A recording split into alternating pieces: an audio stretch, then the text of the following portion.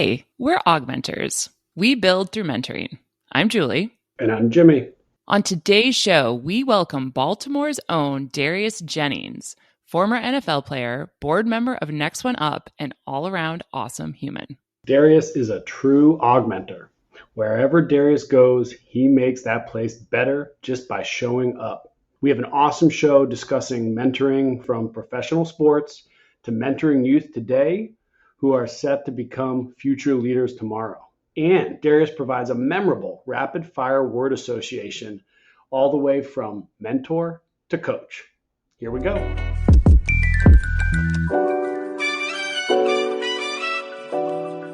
I am so excited. Darius Jennings, thank you so much for joining us.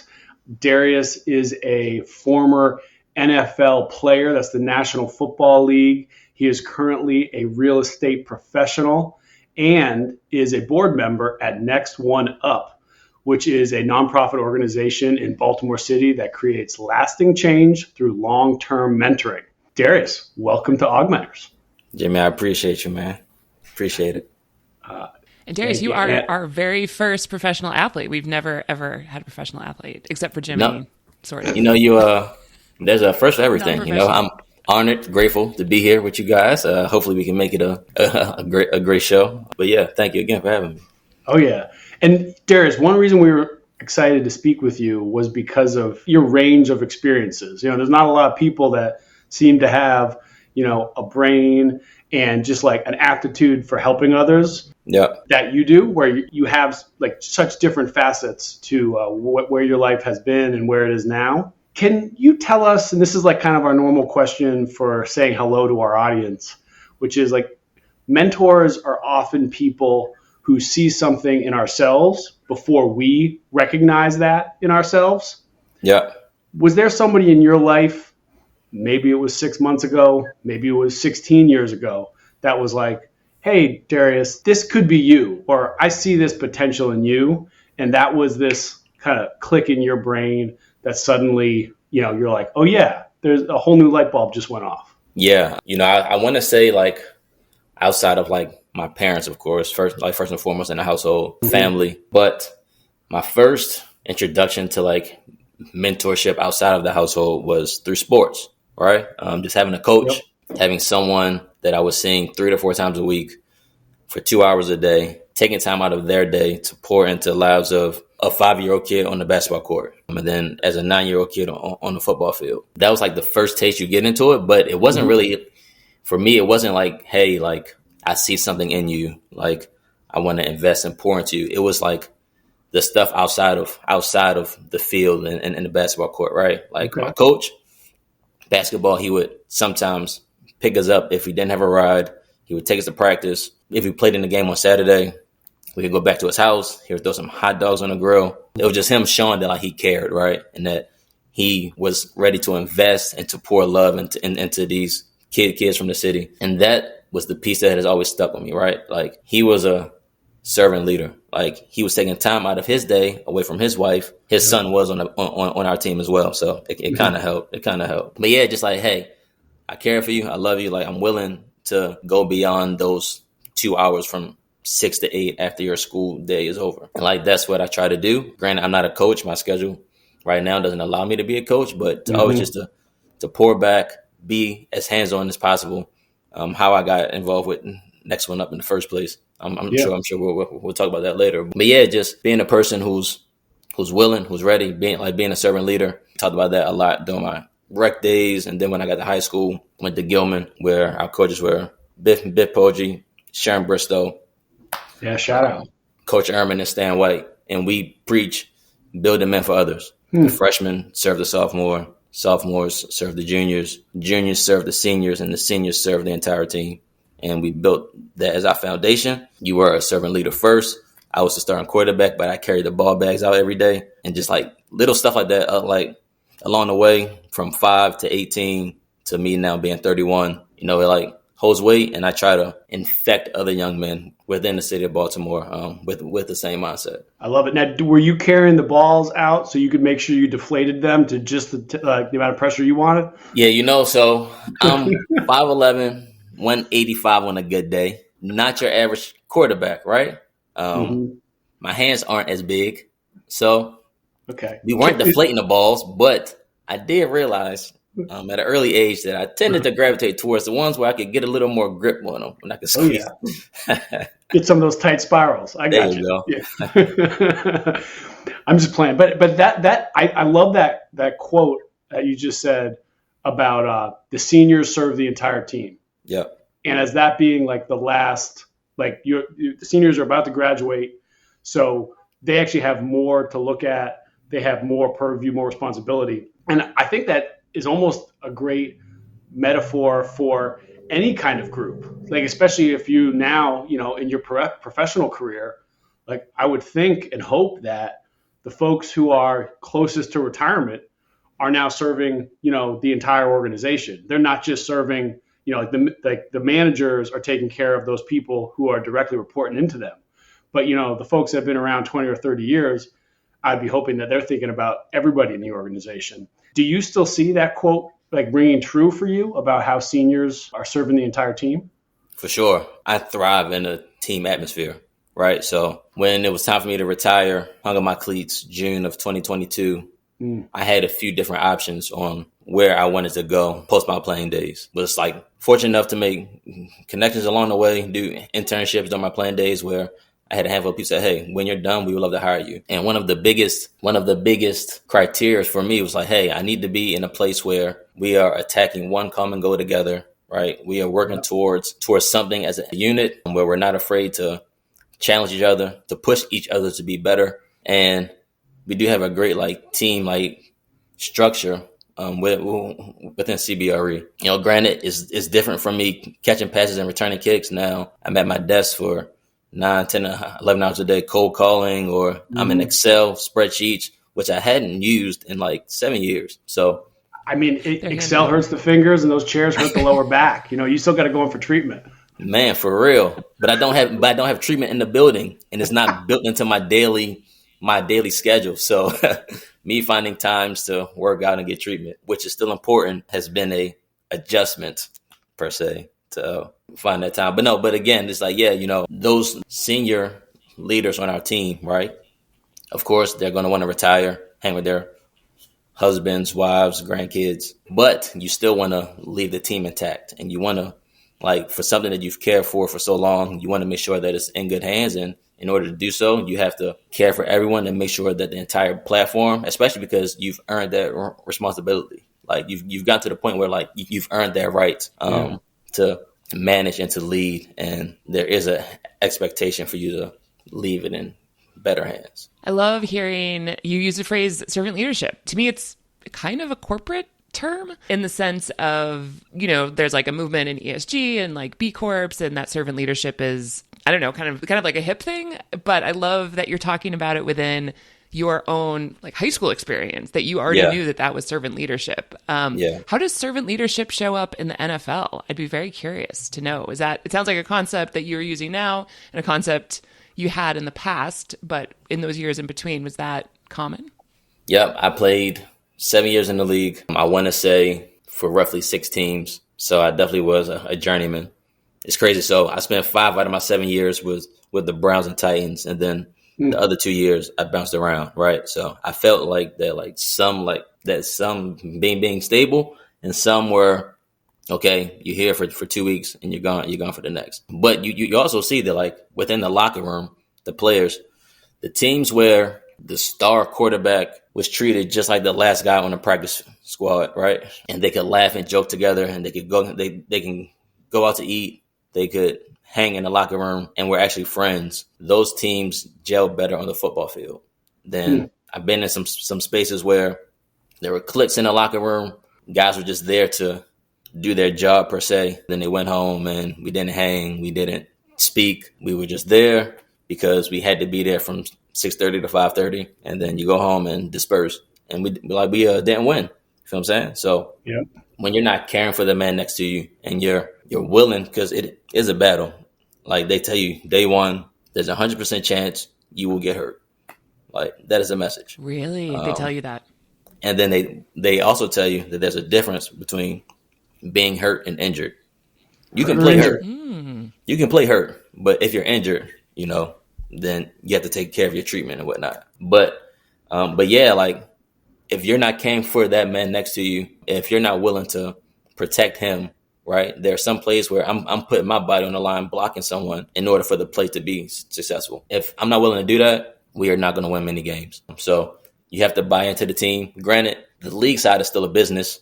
I have to protect the business of me because the team is going to protect the business of them. And sometimes they'll cut you and say, hey, it's just business. Sorry. So shameless plug for all the guys holding out. I'm with you. I agree because you have to. It's a short window. NFL stands for not for long. Average career is 3 years. So when guys hold out, try to get their money as a professional, and you see it treated such a business, and they try to spin a narrative that when a guy holds out, he's not a team player. He's not, he's not coachable. He's selfish. Is no, because when a team cuts a guy, they say, hey, sorry, we loved you. We just want to go with a different person and like this position. Thank you. It's just business. You just have to counter that and protect yourself. But again, like when we're in the building, we got to be all in because it's one common goal. Got to win the Super Bowl. If I can come back, Darius, for a second on the point about like holding out, because this is, I think, can relate to a lot of different situations, in business, and it even just doing things that you're starting to feel forced to do, but making sure you're advocating for yourself. Yeah. Who are the people, other than the agents, in the ears of some players? I'm thinking specifically about Lamar Jackson, where he held out last year and didn't have an agent. I mean, he's got his mom, he's got family, but Lamar is extraordinary in a lot of ways. One of the ways is how he conducts his business. Who do you think is in the ear of Lamar and others when they're holding out? And maybe you had this experience. Like, is there like a certain, is it family that's the go-to that's kind of like in that mentoring role? Is it other players who have kind of already been through that? Like, do you have any insight into that? Yeah. I don't know who's in the ear of Lamar, but you always hope that you do have some type of like mentorship and someone who has some type of experience. Just like speaking on that topic, and like there are plenty of other guys in the league who don't have an agent and will do their own contract, right? Me, I needed an agent. I was always a guy who was fighting for like spot 43 to 53 on the roster. So when it was time to talk about a contract, I needed him calling teams, being an advocate for me. Whereas Lamar, he's a household name. You feel what I'm saying? His brand speaks for himself. Yep. And my agent was taking 3% of my contract, right? So if I'm a household name, there are a lot of guys say, hey, I'm not going to sign an agent. You already want me and my brand to come to your team and my skill set. I love what Lamar did, hiring his mom as his agent. Because hey, if I'm going to give 3% to someone, I'd rather give it to my mama than to give it to someone who's on my payroll, right? I'd rather give it to my mom, and I can hire a lawyer, pay him a one-time fee for his hours to go over my contract. And instead of paying 3% on $100 million, you feel what I'm saying? He's walking away with life-changing money. I can pay a lawyer still if I pay him $500K for his time.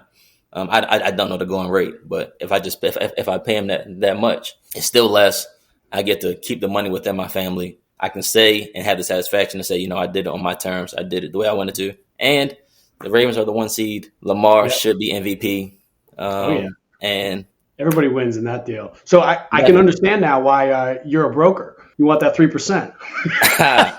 We do not get 3% in real estate. I'll tell you that. I wish we did. And because I'm so new, I'm still salaried. So I'm getting 0%. But it's all good. It's all good. It'll come. That's really interesting about how it kind of comes back to family, even in deals of, that size. And you mentioned yourself, how one of your first mentors in a way is family. And that's a theme we hear all the time on Augmenters, that folks are like, hey, my first mentor, my most memorable mentor is family. Yeah. This might play a little bit into, Next One Up and how that got started and maybe how you got involved. Next One Up as an organization is really there to help out kids in Baltimore City who are not able to find that support sometimes. And they have such a clear mission statement. I can understand, I'm going to read it in a second. I can understand why you'd want to get involved given your focus on team. If I can quote, Next One Up's mission is transforming the lives of young men in Baltimore City by supporting and advancing their academic, athletic, and social development. We talk a lot about belonging, and that if there's not a clear theme, if there's not something that you can really wrap your ethos around, it's very hard to feel like you belong in an organization. So without a clear mission statement, it's hard to belong. How then does Next One Up create maybe another layer of family for kids in Baltimore? And what specifically drew you to them now? And where do you see Next One Up going in the future? Yeah, first got involved with Next One Up, I want to say 2016. Someone who was on the board say, hey, I'm like part of this group. When you're home in the off season, we just love for you to come by, talk to the kids, share your experiences, and just try to give them some encouragement.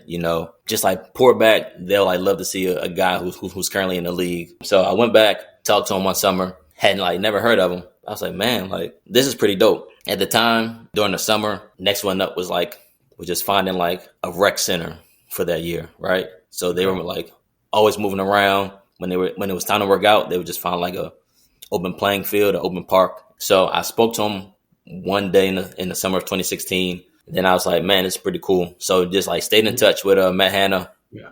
And then each time I would come home in the off season, there'll be some days I'll just pop up, get a workout in with him, right? Just to be there. Didn't want to speak to him. Would you show up unannounced? Yeah. There'll be some days I would talk to Matt. I'll be like, hey, when and where are you guys meeting? And then the kids wouldn't know. And then I'll just come in, put my cleats on, and we're doing drills on the field. Or there'll be some days they're in the classroom. I'm just showing up, just sitting in the back, just being there, being present. I'm not really trying to lecture or say anything, but just have them see, right, a kid who's from East Baltimore, who sat in his shoes, who sat in the seats where you were, who has been in your shoes. He's willing to come back, right? Walking the walk. I mean, they must have felt like there was a giant in the room, that was just quietly around. Yeah, but I didn't want that to be the case though. I didn't want to be a giant. I wanted to be one of them. You're a servant leader. You're a servant leader. I am. Going back to what you said. Yeah. Exactly.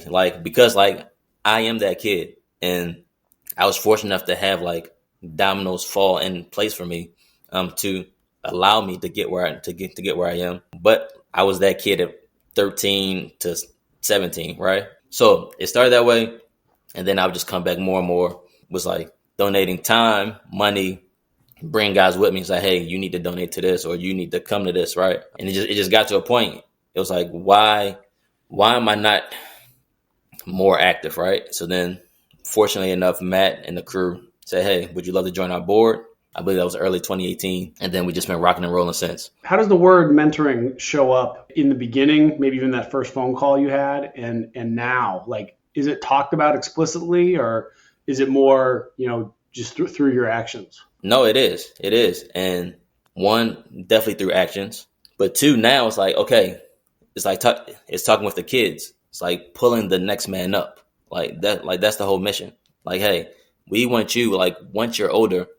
And it's a beautiful point now where we are at a place where we have they're not kids anymore. We have young men who have gone to college, who have finished college, and we didn't really have a space for them because we were still kind of fairly new. So we've now done this alumni retreat where we go, we bring speakers in. We went to Aspen one year.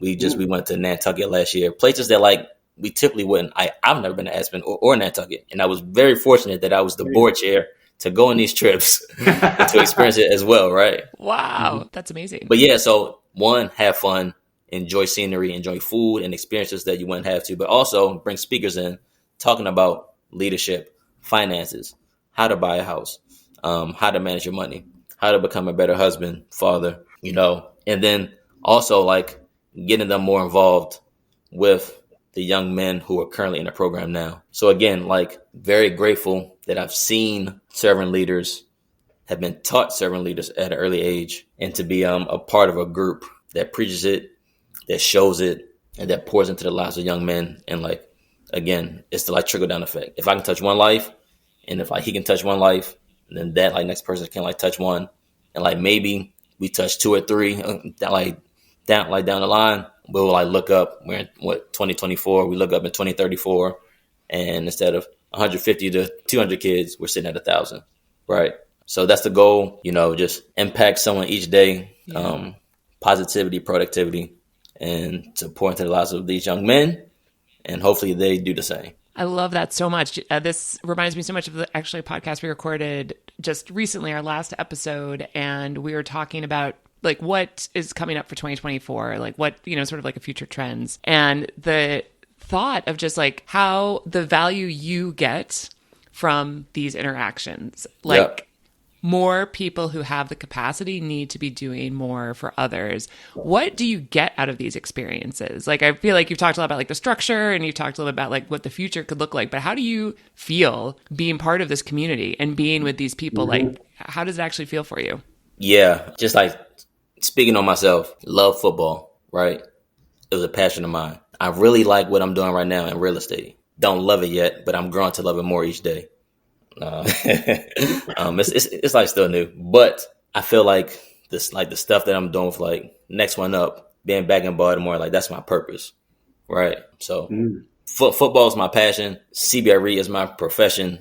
Being back in the community hands-on is my purpose. And like, I feel like that's what I'm personally called to do. And I feel like life in general is built on relationships, and how you build relationships is just telling someone you love them, showing them that you love them, and like just being there, right? I'm not always going to be able to be there. I can't always help cover this cost or help take you to practice or help teach you how to talk to a girl on like to take her out on her first date. But again, just showing up when you can and creating a team that can show up. So when I can't be there on that Thursday, Shell at the program can step up, right? So passion, profession, and purpose. I don't think we've ever heard it that way, Jimmy. Have we ever heard it that way? I'm like, my mind is blown. I'm seeing like I'm writing it down and like the three circles. That is such an amazing way to look at it. And and that feeling, you just know, it's like, I think when I asked that question, I was like, it's hard to describe when you know you're in your purpose. Like there aren't words. I don't know. It's like a feeling that you have like in your heart and like in your whole body when you know that you are like in your purpose at that moment. And I love that. It's like, your profession can be your passion and profession could be your purpose. That's awesome. It might not be. And that's totally cool too. And the profession, there's a lot for that. There's a lot to be said for, what you're passionate about, but I really am blown away by that. That's so cool. The only thing I ask is that the first time you use it, give me credit. The second time, just say, we're going to do a trademark. We'll credit to you. Maybe that's the tagline, Maybe. No, I'm talking. It could be. Like, it's a big deal, actually. I think it's a really cool framework. When you write your book on servant leadership, definitely make that the first chapter. Book coming 2034. Ooh. Claim it now. Let's manifest it. Let's manifest it right now. I'm making a calendar reminder. I'll holler in 2033 and see where you're at. There we go. Look at the outline for you. There we go.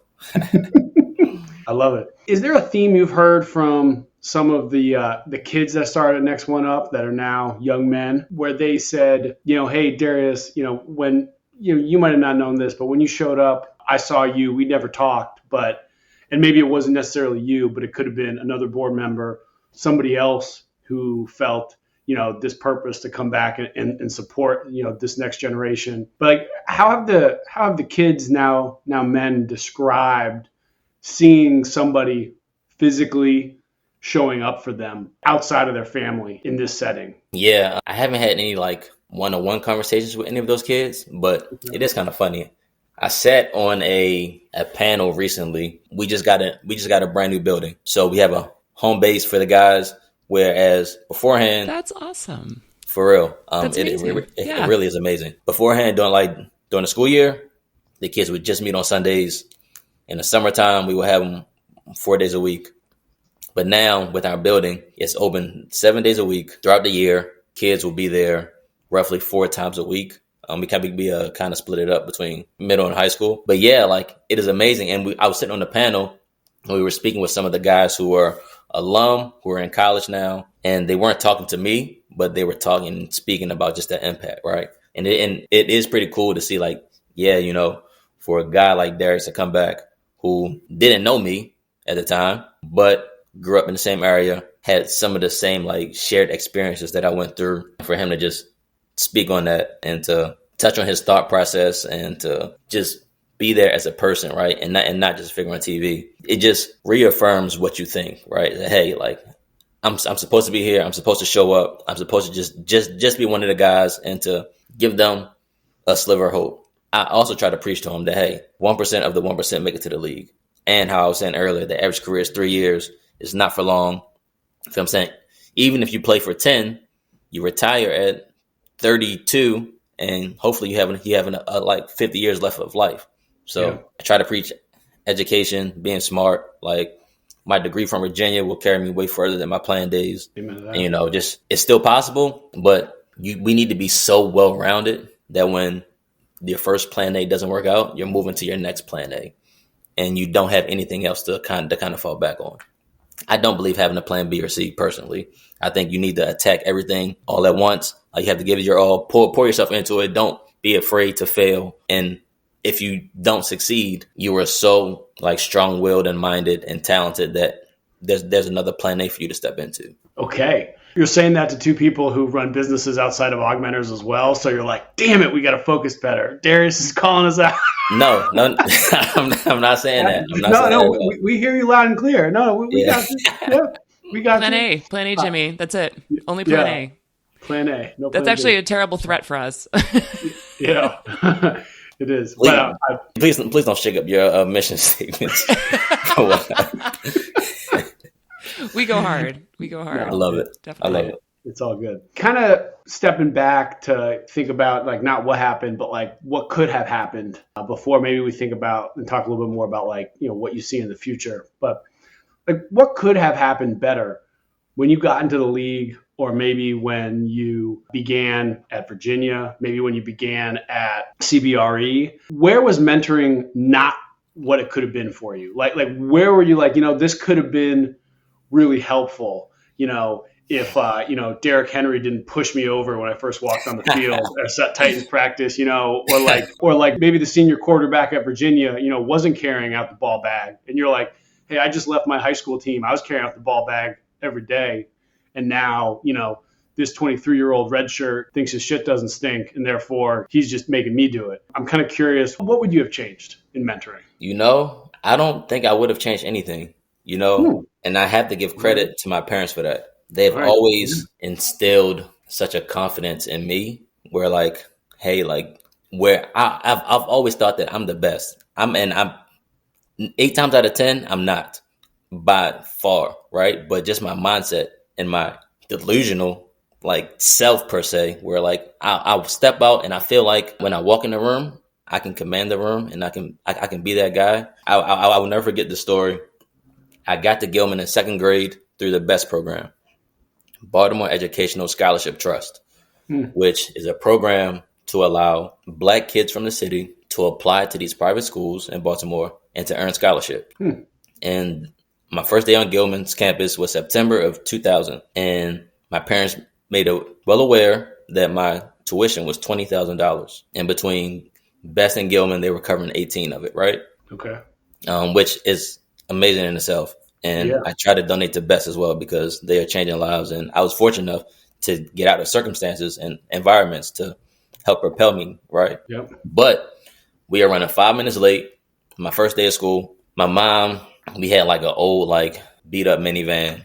It's dropping me off. And I'm like trying to rush out because we're late. She still takes her time, turns around from the front seat, looks at me and says, hey, this will be such an amazing experience for you. Like, you're going to love Gilman, but make no mistake about it. Gilman will be a better place because you are on campus, right? Like, this will help change your life, but they will be better people for you being here. And like, just that mindset. And that has always stuck with me. And they've always instilled that, hey, like, you are amazing. You step in and like, you just be you and you'll be fine, right? So I've always had a confidence where like, if I have a goal in mind and I said something, I'm going to achieve it. So even when there wasn't a mentor in place, I could still figure it out and like have the mindset and the will and the grit to be like, okay, look, like I might not know how to do it, but I'm going to find out how to do it. And just through my football journey, I went from being a top 100 player in college, All-American, Player of the Year.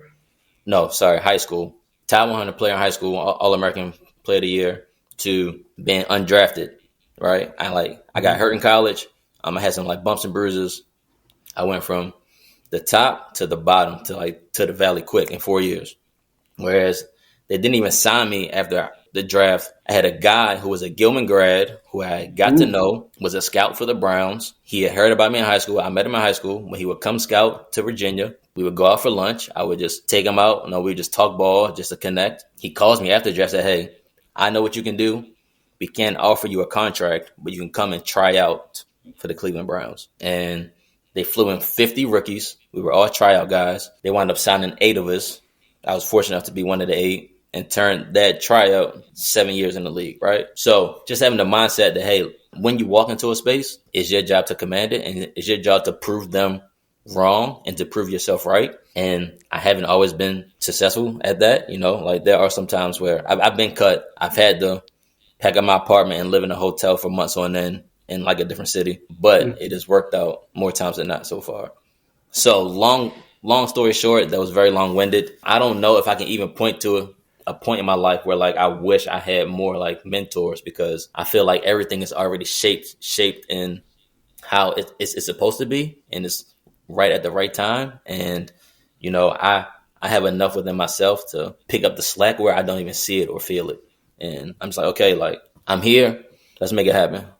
Yeah, your mom sounds like an amazing mentor, and the reminder of the impact that you make on an organization and any space that you're in. And I think actually it made me think a little bit about you being in sales, right? I think we're all in sales of some form or another. And sometimes it feels like, ooh, I'm just selling this person. And like, oh, and then it's like, oh, wait, they're going to get an awesome house. They're going to have the best multifamily house in the Mid-Atlantic region. And like remembering that this, like what you're bringing to this conversation, and that idea of sharing with somebody to remember how important they are to the space that they're in is it's just great for mentors to remember to say that and to share that when people come and they're nervous and they're worried and they don't know if the job's going to go well. They don't know if it's like, no, you're exactly where you're supposed to be. And how lucky is this organization that you're a part of it? And I just wanted to like call that out again, because that really was meaningful. And I think it's because as mentors, you're always like trying to find those like key, people are telling you things. And you're like, what do I say? What do I say? What do I say? But it's a great reminder. Like, for sure. How lucky are they? How lucky are they that you're there? Especially when there's like imposter syndrome and self-doubt, right? Just speaking as like a black man too, right? Like now I'm in a business that's dominated by 55-year-old white men. And for me to come into a space, again, me as a second grader coming from a all black neighborhood and environment to going to Gilman, which is predominantly white, right? You're like, okay, like, damn, like if I say a wrong answer in class, am I now deemed like the dumb black kid? Or like if I spell something, like you're always like in your head, right? So just reaffirming these like young men, they're like, hey, be you. Being you has gotten you where you are today, and it has worked out, and you are amazing.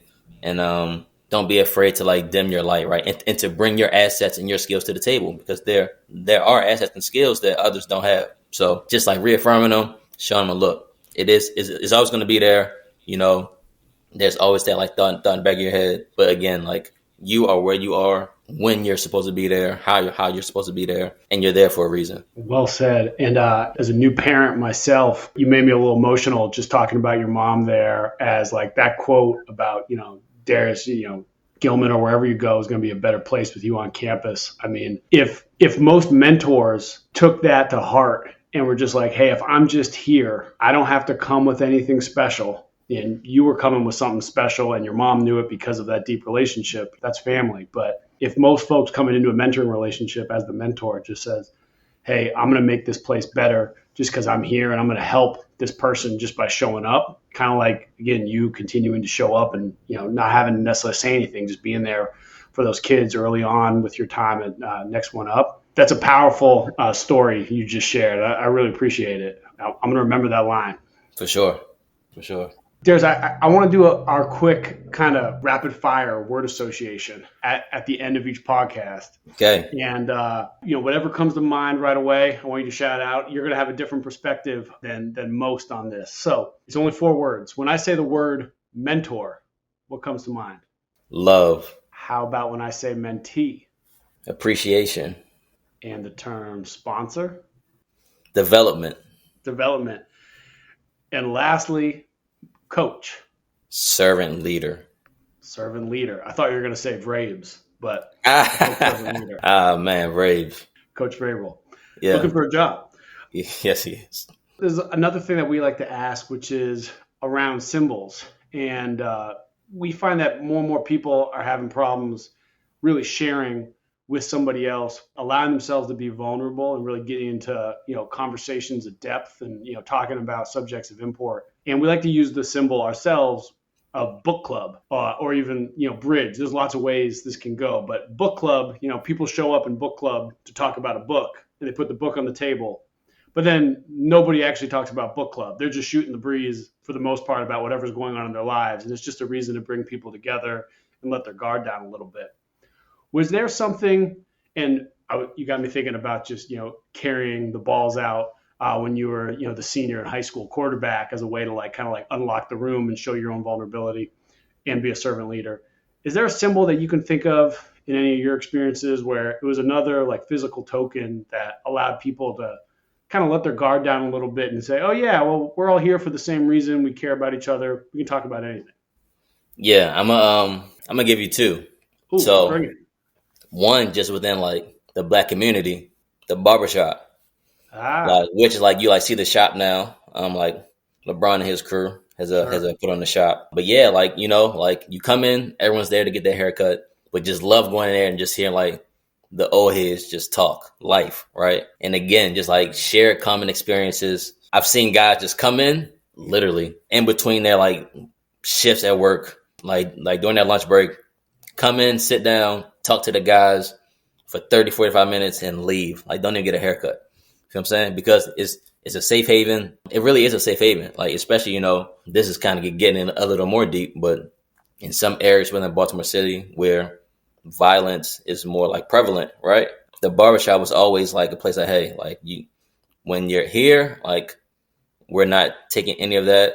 Whatever's happening outside stays outside. When we're here, we're just a community. We are one. And it's a space where you can hear how the older men talk. You can hear how that talk changed when a woman was bringing her son in, being respectful. You just learn a lot of small life lessons that you don't even know are life lessons at the time until you grow older and you're damn, okay, I heard how they were talking, or I saw how they treated someone, or just natural things that men go through in life. That was one at a very, very early age, and I still love today.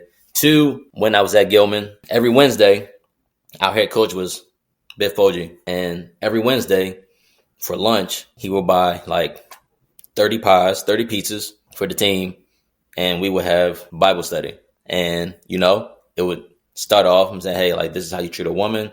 This is how you love your brother. And this is how you keep God first. And it wasn't guys didn't have to show up. I mean, it might have started with 20 of us, but by week 3, damn near the fresh off JV and varsity were coming in, right? But yeah, just a time, hey, talk about love as a young boy and caring for someone and putting God first in your life and being vulnerable and not being afraid to show that and express that. It's there's always, especially at that age, guys hey, I got to be tough. I got to be rugged. I got to show I'm macho. But no, a true man, isn't afraid to show his emotion because he's so secure within himself that he can give that and pour that to someone else. So again, at least from my early childhood, those are probably the two that I can stake a fork in, be I clearly remember guys opening up, speaking up, and you can feel it, and you can see the change, and you can just know that was a safe space, and guys aren't judging you for that. Which is so hard when when men, boys are talking about love, and then able to not feel judged. Yeah, for sure. Yeah, whether at the barbershop or at Bible study / pizza fest. Exactly. I love it, Darius. Thank you so much. This was a wonderful conversation.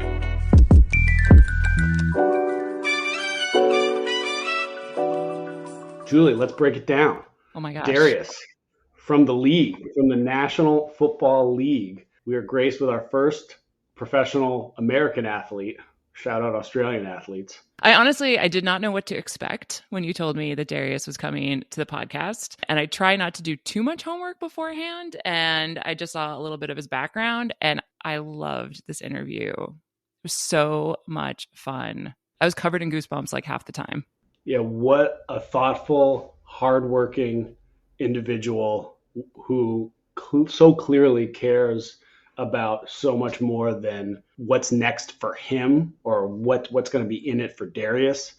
He is creating community everywhere he goes, even as a senior, even as the elder, carrying the bag, being ready to help others. Totally, totally. And honestly, he kind of changed my perspective of NFL players, to be honest. Oh, I had a little bit of a, hot take, sort of Julie. stereotype in my head. To be honest, I will always think of his mom. Mm-hmm. And what she said to him when he was pulling up to school, the first day of school, going to Gilman, which I don't know, but I assume it's like kind of a fancy private school. And here he is, showing up. And the fact that his mom turned to him and said, Gilman will be a better place with you on campus. Oh, yeah. And I feel like as a mentor, part of my job is to always remind my mentees that the business world is a better world because they're in it. Their job is a better place because they're in it. To know that somebody sees that in them and like communicates it to them so that when they're in that place, they know that they're making a difference. They know that's why they're there. It's huge. And Julie, you remind the mentee that you as the mentor are better off with them as a mentee.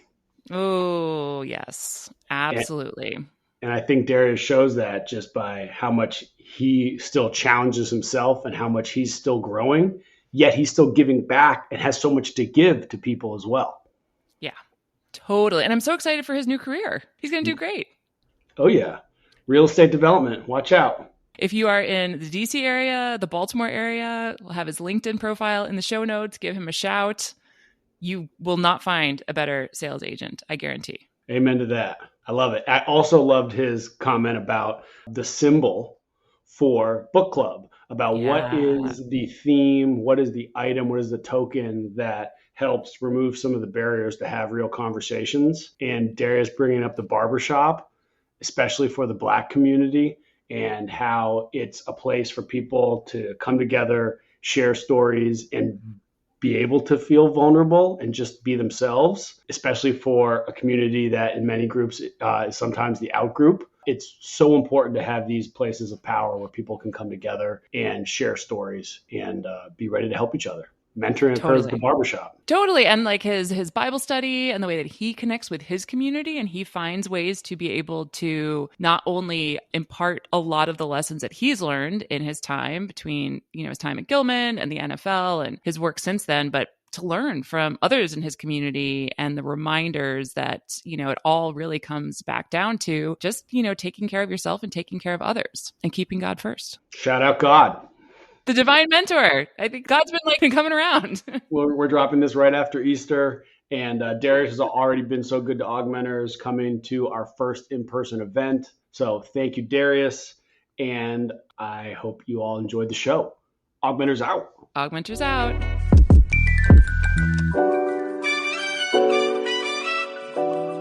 Wow, you've made it this far, and we thank you. Hopefully you enjoyed our episode and discovered new ways to bring more authentic connection into your mentoring relationships. Want to tell them more, Jimmy? Be an augmenter with us. Visit our website for the best interactive mentoring content at augmenters.us. Share our podcast with someone you care about. Like and subscribe. And yes, really, you following our show and writing a review, it's a big deal. Your actions provide us with the resources to continue our undefeated, unencumbered, prize-winning productions. We welcome questions and suggestions via email hi@augmenters.us or on social with our handle @augmentershq.